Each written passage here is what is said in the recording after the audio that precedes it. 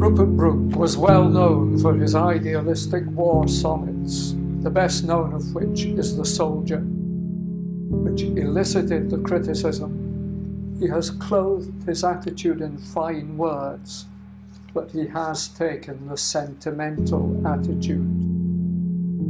Even in death, Brooke's soldier envisaged carrying his Englishness to his grave. If I should die, think only this of me, that there's some corner of a foreign field that is forever England. There shall be in that rich earth concealed a richer dust, a dust whom England bore, shaped, made aware, gave once her flowers to love, her ways to roam, a body of England's, breathing English air, washed by the rivers, blessed by the sons of home. And think, this heart all evil shed away, pulse in the eternal mind, no less give somewhere back the thoughts by England given, her sights and sounds, dreams happy as her day, and laughter learnt of friends, and gentleness in hearts at peace under an English heaven.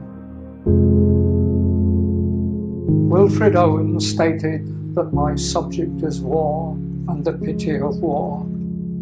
The poetry is in the pity. He wrote Anthem for Doomed Youth in 1917, whilst in hospital recovering from shell shock. The poem is a lament for young soldiers whose lives have been unnecessarily lost, and much of the second half of the poem is dedicated to funeral rituals suffered by those families deeply affected by the First World War. What passing bells for these who die as cattle?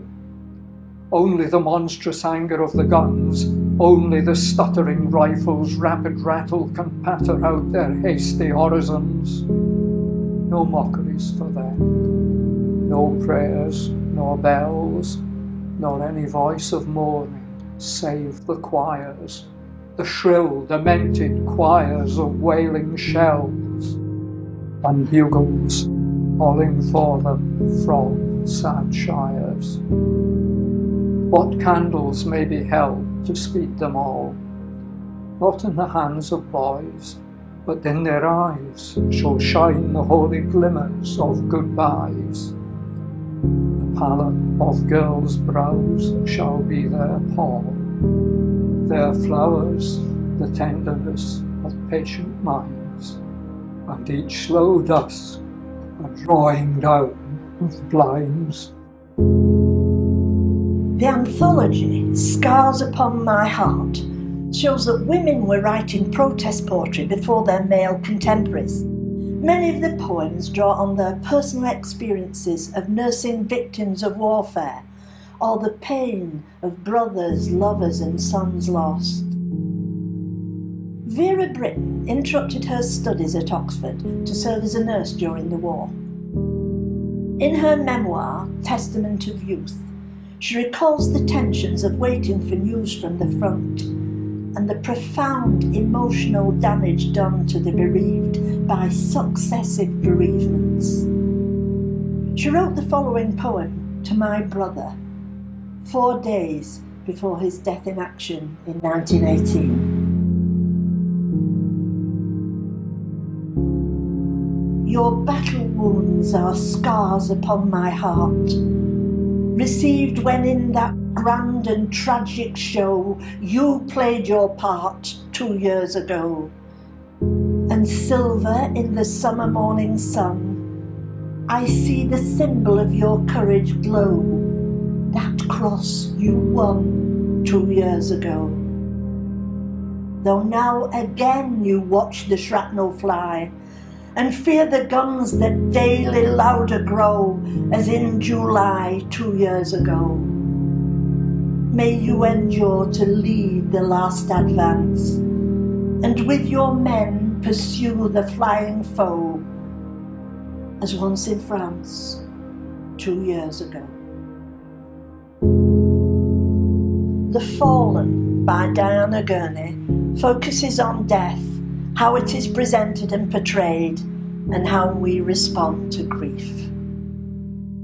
Shall we not lay our holly wreath here at the foot of this high cross? We do not know, perhaps a breath or our remembering may come to them at last, where they are sleeping.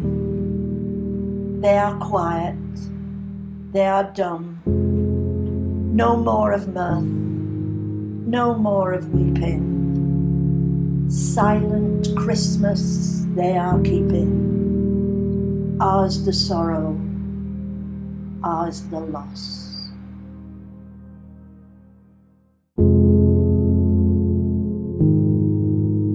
Dark forces gathered over the battlefield, demons in disguise.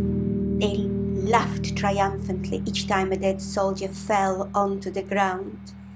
They fought amongst themselves over dead men's departing souls, silenced forever by the bullets, by the war, the torn, mutilated bodies, dead, decaying on the battlefield, in rat-infested trenches. Mothers lost sons, wives lost husbands, lost fathers and sweethearts, nations' heroes, brave lost souls. To fight for my king and country was the glorious thing to do, I was told, so I enrolled. Friends and strangers lined up to join a never-ending line of human pride. Uniforms issued, training done, off we went to fight the Hun. "You can do it, boys," was the cry. "Up and at 'em," the sergeant yelled. Over the top was our frequent path, losing friends and hope the aftermath. Months stretched to years, not hiding our fears. Gas, gas became the norm, ravaged by the deadly storm.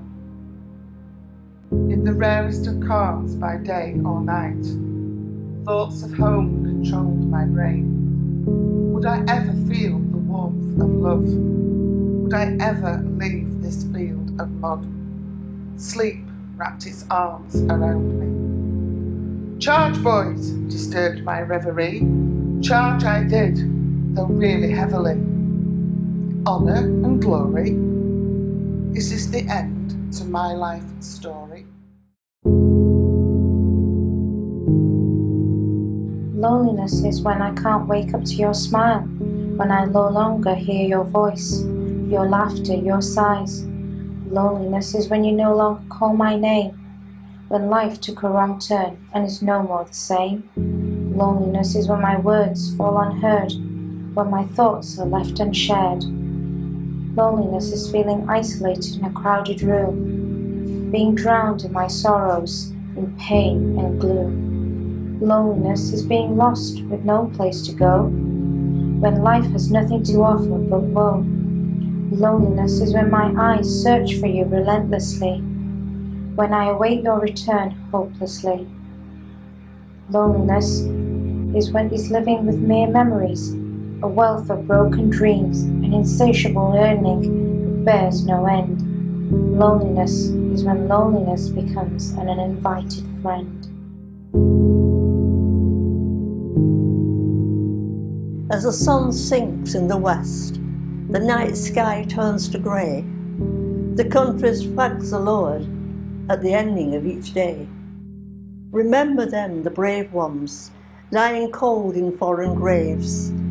Victory depended on the sacrifice they made. The wars are just a pastime of politics for power, whatever they may say at the 11th hour. Whilst people pray for peace and vow not to forget, it seems the wars will never cease until the last sunset.